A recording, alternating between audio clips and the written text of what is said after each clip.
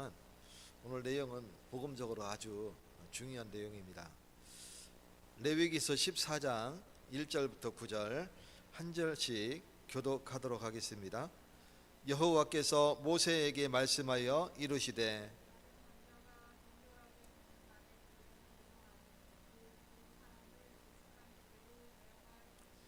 제사장은 진영에서 나가 진찰할지니 그 환자에게 있던 나병 환부가 나았으면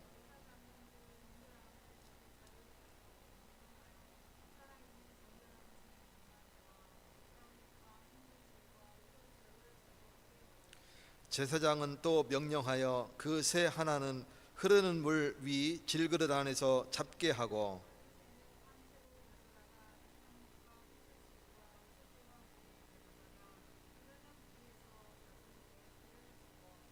나병에서 정결함을 받은 자에게 일곱 번 뿌려 정하다 하고 그 살아있는 새는 들에 놓을지며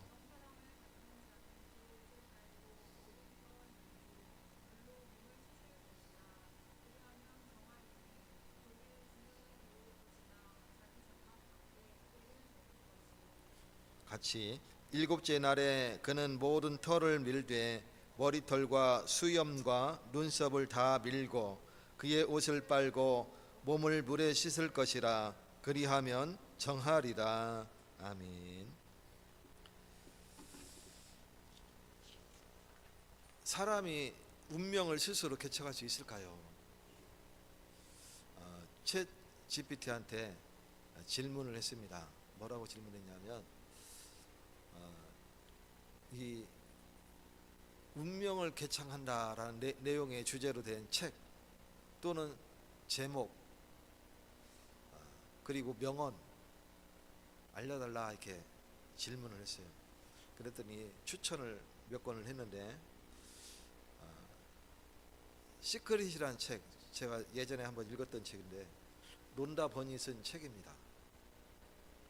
그리고 스티븐 코비라는 사람이 쓴 성공하는 사람들의 7가지 습관 이렇게 책을 추천했어요. 그 이후에도 5권 정도 더 있는데 그 내용까지 다 일일이 말하기에는 시간이 부족하고, 또 명언 중에는 우리가 흔히 알 수 있는 내용인데 윌리엄 제닝스 브라이언이 뭐라고 얘기했냐면 운명은 우연이 아니라 선택의 결과다 이렇게 얘기했어요. 또 루소라는 사람은 운명은 타고나는 것이 아니라 스스로 만드는 것이다. 정말 그럴까요? 셰익스피어는 뭐라고 얘기했냐면 운명은 별이 아니라 우리 자신에게 달려있다. 별은 예전에는 그 별점을 쳐서 운명을 얘기하고 그랬어요. 그래서 그 차원에서 얘기한 거죠. 데이비드 오 맥케이라는 사람은 당신의 생각이 당신의 운명을 만든다. 참 도움되는 얘기 같습니다. 그러나 운명을 바꿀 수가 없어요. 아무리 노력한들 우리 인간 스스로 운명을 바꿀 수가 없습니다. 이 보이지 않는 영적인 문제는 전혀 해결할 수가 없어요. 아무리 노력해도 이 영적인 문제를 해결할 수가 없습니다. 우울증 걸린 사람이 아무리 고민하고 노력해도 우울증을 스스로 고칠 수가 없습니다. 왜 그러냐? 하나님 떠난 인간은 결국은 죄 가운데 빠져 있기 때문에 그렇습니다. 하나님 떠난 인간은 하나님을 떠나 있기 때문에 결국은 멸망 가운데 이르게 됩니다. 하나님 떠난 인간은 지옥과 사망에서 헤어나올 수 없기 때문에 그렇습니다. 그래서 그리스도께서 이 땅에 오셔서 십자가에 달려 죽으시고 우리의 죄를 다 용서하시고 하나님 떠난 문제를 하나님과 화목 제물이 되셔서 하나님과 화목하게 하시고 하나님 품으로 부르셨어요. 그리고 영원한 지옥 재앙을 만나야 되는데 지옥 형벌 속에서 우리를 구원하시고 사망에서 생명으로 우리를 옮기셨습니다. 오늘 그 그리스도가 나와 함께 하시는 비밀을 누리시기 바라겠습니다. 그래서 오늘 레위기 14장은 하나님 떠난 인간의 모습이에요. 그 모습을 그려놓은 거예요. 이 나병 환자가 등장하는데, 이 나병 환자는 지금 나병 환자로 표현했을 뿐이지 하나님을 떠나 있는 인간 자체를 지금 표현한 겁니다. 이 나병 환자는 진중 안에서 공동체와 같이 생활할 수가 없죠. 진 밖으로, 성 밖으로 쫓겨나서 성 밖에서만 생활하게 됩니다. 이 사람이 나병이 나았음을 확인받으려면 어떻게 되느냐? 제사장을 만나야 되는 거예요. 성경은 나병이라고 표현했지만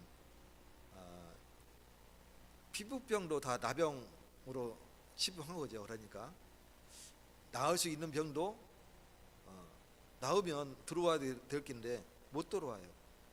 언제 들어올 수 있느냐? 제사장이 밖으로 나와서 만나 줄 때, 그리스도가 이 땅에 오셔서 나를 만나 주실 때 내 죄가 용서가 되는 겁니다. 그래서 우리 죄가 하나님과 단절되고 스스로 구원할 수 없는 상태를 지금 나병 환자를 통해서 보여주고 있는 거예요. 오늘 그러한 상태에 있던 우리가 예수 그리스도를 통해서 그분이 우리에게 오셔서 만나 주시고 우리 죄를 다 용서하시고 깨끗게 하시고 하나님 품으로 다시 부르시게 된 줄 믿으시기 바라겠습니다. 그러면 오늘 본문은 절망 속에 있는 죄인이 어떻게 하나님과 화목되고 또 공동체로 돌아오게 되는지를 복음적으로 보여주는 내용입니다. 첫 번째로 제사장이 진 밖으로 나왔습니다. 오늘 3절에 보면 제사장은 진영에서 나가 진찰할지니 그 환자에게 있던 나병 환부가 나았으면, 이렇게 표현하고 있죠. 제사장이 지금 진 밖으로 나왔어요. 안 나오면 만나 줄 수 없는 거예요. 근데 만나 주지 아니하면 이 사람은 아무리 진중으로 들어가고 싶어도 들어갈 수가 없는 거예요. 근데 진 밖으로 나와서, 제사장이 나와서 지금 이 나병 환자를 만나 준 겁니다. 이는 우리에게 오신 그리스도를 표현하는 거예요. 이 나병 환자는 공동체 밖에 남겨져 있죠. 레위기 오늘 본문 14장 3절에 진 밖으로 나아가서라는 뜻은 예수님이 우리에게 오셔서 우리를 만나 주신 그 내용을 말하는 겁니다. 그래서 죄인은 거룩한 하나님께 나아올 수 없지만 제사장께서 먼저 죄인에게 찾아오시면 만나는 그 장면을 말하는 거예요. 이는 하늘 영광 보좌를 버리고 진 밖인 세상으로 이 땅에 오신 예수 그리스도를 주님이 나를 만나 주신 그 내용을 예표하고 있는 겁니다. 요한복음 1장 14절에 보면 말씀이 육신이 되어 우리 가운데 거하심에, 말씀이 육신이 되어서 우리 가운데 거하셨다는 말은 성육신을 말하는 거죠. 하늘에 계신 분이 땅으로 내려오신 하나님이 되신 거예요. 히브리서 13장 12절에 예수도 자기 피로 백성을 거룩하게 하려고 성 밖에서 고난을 받으셨느니라. 예수님이 그냥 어느 날 짠 하고 나타나서 십자가 그냥 지신 게 아니고 성 밖에서 고난을 다 당하신 거예요. 그래서 결국은 정결의 첫 걸음은 내가 아니라 하나님이 먼저 오시는 은혜를 붙잡아야 내가 살게 되는 겁니다. 예수님이 나를 구원하시려고 내게 오셨구나. 그 은혜를 붙잡는 날 되시기 바랍니다. 그래서 내게 오신 그리스도를 만나야만 우리 운명이 바뀌게 되는 거예요. 스스로는 아무리 노력해도 운명을 바꿀 수 없습니다. 예수님이 진 밖으로 나오셔서 나를 만나 주셔야만이 내 운명이 바뀌게 되고, 그리고 정결하게 되고 진중으로 들어가서 공동체의 원으로서 같이 살게 되는 겁니다. 두 번째로 보면 오늘 4절과 7절에 보면 두 마리 새가 나오죠. 정결 예식에는 두 마리 새는 복음의 핵심을 보여주고 있어요. 4절에서 7절에 보면 제사장은 그 정결함을 받을 자를 위하여 명령하여 살아있는 정결한 새 두 마리와 백항목과 홍색 실과 우슬추를 가져오게 하고, 5절에 보면 또 명령하여 그 새 하나는 흐르는 물 위 질그릇 안에서 잡게 하고, 즉 죽였다는 뜻이죠.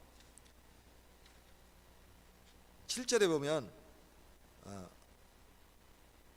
나병에서 정결함을 받을 자에게 7번 뿌려 정하다 하고 그 살아있는 새는 들에 놓을지며, 죽어있는 새 그 피를 살아있는 새에게 찍어 발라서 이제 들에 놓아서 날려주는 거죠. 이게 무슨 내용인 것 같습니까? 아사셀 양하고 내용이 똑같죠. 한 마리는 잡아서 피를 흘리고 한 마리는 들에 나가서 놓아주죠. 같은 내용입니다. 그래서 한 마리는 죽임을 당하고 다른 한 마리는 그 피에 찍어서 살아나게 되는 그런 응답을 누리게 되죠. 죽임을 당한 새는 어떤 의미가 있냐면 우리를 위한 대속의 죽음의 의미가 있어요. 예수님이 십자가에 달려 죽으실 것을 미리 예표한 거예요. 이 죽은 새는 그리스도의 죽음을 상징하는 거죠. 그래서 우리의 죄가 정결해지기 때문에 그 정결해지기 위하여 반드시 대속의 피가 필요한 겁니다. 내가 피 흘려 죽어야 되지만 내 대신 그 새에게 내 죄를 전가해서 이 새가 대신 피 흘려 죽는 거예요. 히브리서 9장 22절에 보면 율법을 따라 거의 모든 물건이 피로써 정결하게 되나니 피 흘림이 없은즉 사함이 없느니라. 피 흘림이 없으면 죄 사함이 없는데 예수님이 우리를 위하여 우리 죄를 다 짊어지시고 십자가에 열려 피 흘려 죽으셨어요. 그 피 흘려 죽으심으로 말미암아 우리의 죄가 사하여 준 줄 믿으시기 바랍니다. 그리고 또 한 마리 새가 있는데 그 새는 피를 입고 자유롭게 날아가는 새를 말하고 있습니다. 이것은 예수님의 부활과 우리의 자유로움을 뜻하는 거예요. 그래서 살아남은 새는 피를 묻힌 채 들에 누워주게 되는데 그리스도의 부활로 인해서 죄에서 자유하게 된 그 성도들의 모습을 예표하고 있습니다. 그래서 한 마리는 놓아주게 되는 것이죠. 우리는 스스로 내 존재가 나는 존재가 아니라 내가 스스로 날아갈 수가 없는데, 자유로울 수가 없는데 그리스도의 피가 우리를 자유롭게 만드는 존재임을 우리는 깨달아야 됩니다. 그래서 그리스도가 사망의 권세에서 우리를 건지시고 우리를 자유롭게 하셨구나. 그 은혜를 붙잡으시기 바랍니다. 그러면 그걸로 끝나는 게 아니고 뭐가 있냐면 온전한 정결을 위하여 계속 씻습니다. 씻는 행위는 새 삶을 얘기하는 것이죠. 정결을 받은 자는 8절과 9절에 보면 8절과 9절을 읽겠습니다. 정결함을 받은 자는, 여기 이제 정결함을 받았다는 얘기는 구원을 받은 자는 그의 옷을 빨고 모든 털을 밀고 물로 몸을 씻을 것이라. 그리하면 정하리니 그 후에 진영에 들어올 것이나 자기 장막 밖에 이레를 머물 것이요. 9절에 보면 일곱째 날에 그는 모든 털을 밀되 머리털과 수염과 눈썹을 다 밀고 그의 옷을 빨고 몸을 물에 씻을 것이라. 그리하면 정하리라. 이것은 우리 인간의 구원받은 자의 성화를 얘기하는 겁니다. 우리의 삶이 성화되어 가야 되는 거예요. 그 삶을 얘기하는 겁니다. 이것은 구원받은 자의 성화를 얘기하는 겁니다. 불신자는 성화를 이룰 수가 없지요. 구원받은 자가 성화를 이뤄가는 겁니다. 그래서 옷을 빨고 털을 깎고 몸을 씻고 다시 공동체 안으로 들어가서 또 7일 후에 다시 자신을 정결하는 그 모습을 보게 됩니다. 왜 7일입니까? 7은 완전수예요. 하나님이 6일 동안 세상을 지으시고 만물을 지으시고 7일째 안식을 하셨어요. 그래서 7은 완전수를 뜻합니다. 그래서 그 7일 후에 다시 자신을 정결케 하고 칭의를 받은 후에 모든 죄악과 잔재를 버리고 성화되는 기간을 비유하는 얘기입니다. 이것은 우리 구원받은 성도가 계속해서 옛사람을 벗고 새 사람을 입는 성화의 과정을 보여주는 거예요. 한번 구원받았으니까 이미 다 끝났다, 그게 아니에요. 우리는 계속 우리를 정결하게 해야 됩니다. 씻어야 됩니다. 털을 밀고 눈썹 밀고 옷을 빨고 완전히 깨끗이 씻어서 나를 정결케 하는 거예요. 이것은 성화를 얘기하는 겁니다. 아까도 얘기했지만 우리의 죄를 벗는 행위예요. 에베소서 4장 22절과 24절에 보면 너희는 유혹의 욕심을 따라 썩어져가는 구습을 따르는 옛사람을 벗어버리고 오직 너희의 심령이 새롭게 되어 하나님을 따라 의와 진리의 거룩함으로 지으심을 받은 새 사람을 입으라 말씀하고 있습니다. 이것은 구원받은 성도에게 하는 얘기예요.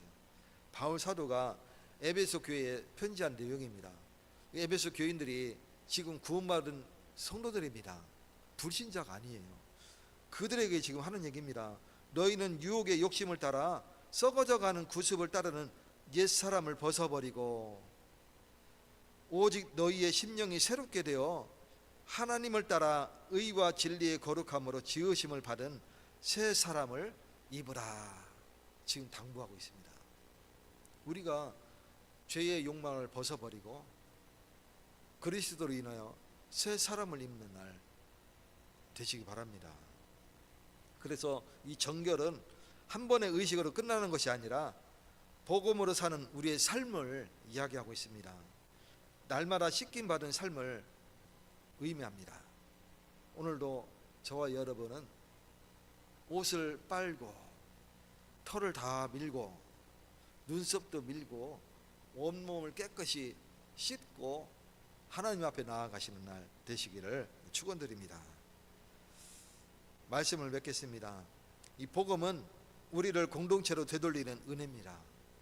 여기서 공동체는 천국을 이야기하기도 합니다. 제사장이 찾아오신 것은 죄인을 찾아오신 예수님을 뜻합니다.